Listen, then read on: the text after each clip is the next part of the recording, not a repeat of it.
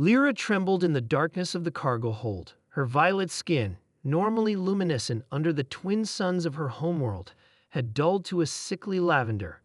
3 cycles had passed since the raiders had attacked her research vessel, killing everyone except her. The Vrax slavers had spared her only because young Sylphic females fetched high prices in the Outer Rim territories. She heard heavy footsteps approaching and curled tighter into herself. The universal translator around her neck, the only possession they'd allowed her to keep, blinked with a faint green light. Collection point in 12 units. A gravelly voice announced from the corridor. Prepare the merchandise. Lyra closed her 4 eyes and tried to remember the equations of stellar drift that had once brought her comfort during her studies. Numbers had always been her refuge. Now they were merely a distraction from the horror of her reality. The ship suddenly lurched, throwing her against the wall. Alert! Alert! Unknown vessel approaching.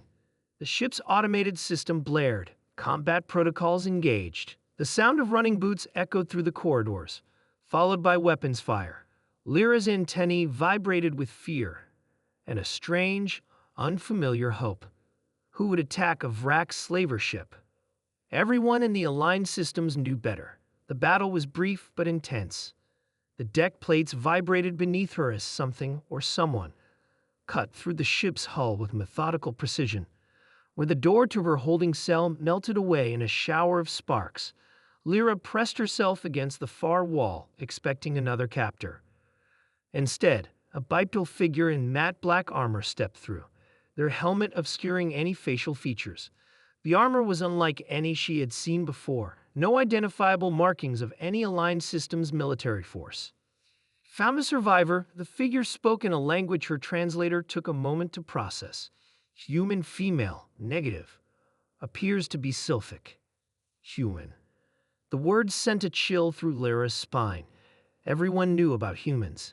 Newcomers to interstellar travel projected from the aligned systems for their violent tendencies and bloodthirsty history. The diplomatic channels called them unpredictable and dangerous. The armored human approached slowly, hands raised. We're not here to hurt you. I'm Jack. That's Raya. He gestured to another human at the doorway. We're with the Human Liberation Front. You rescue slaves. Lyra's translator struggled with her shocked whisper. We free anyone who didn't choose to be where they are. The one called Rhea corrected, her voice firm but gentle. Can you walk? Lyra nodded, unfolding her long limbs. The humans didn't flinch in her alien appearance, unusual given most species' initial reactions to Sylphics. The Vrax, she asked.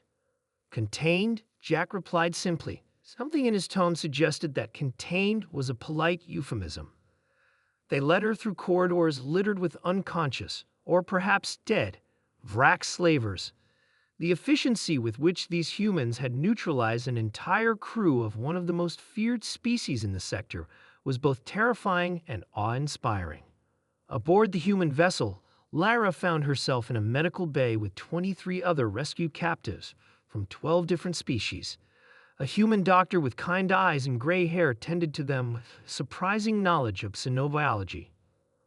I'm Dr. Tom, he introduced himself. You're safe now. Why? Lyra finally asked the question burning inside her. Why would humans risk themselves for other species? The aligned systems claim your kind only understand violence and conquest. Dr. Tom's expression hardened momentarily. Perhaps we understand violence better than most, he admitted. We've inflicted enough of it on ourselves throughout our history, but that means we also understand its cost. As the human ship jumped to faster-than-light travel, Captain Ella, a stern-faced woman with dark skin and calculating eyes, visited the medical bay. Unlike the diplomatic representatives Lyra had seen in broadcasts, this human made no attempt to appear softer or less intimidating for alien sensibilities. We'll reach the free station in 2 days, she informed the rescue captives. From there, you can contact your people or seek asylum. Later, Lyra found herself on the observation deck, staring out at the streaking stars. Jack joined her, now without his armor. His skin was pale, his face lined with scars that told stories of battles unknown. Your people petitioned to join the aligned systems 4 times, Lara said. They were rejected for being too bloodthirsty, primitive, unpredictable. Jack finished with a wry smile. We've heard it all. Yet you save others while they watch planets fall to slavers, claiming non-interference policies. Jack's eyes, a startling blue against his weathered face, met hers. Perhaps what makes us dangerous is that we care too much, not too little. The galaxy wanted humanity contained because we don't follow rules that allow suffering when action is possible. Lyra understood then what the aligned systems truly feared of humans.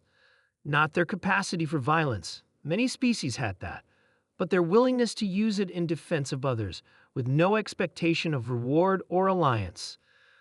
By the time they reached the free station, Lyra had made her decision.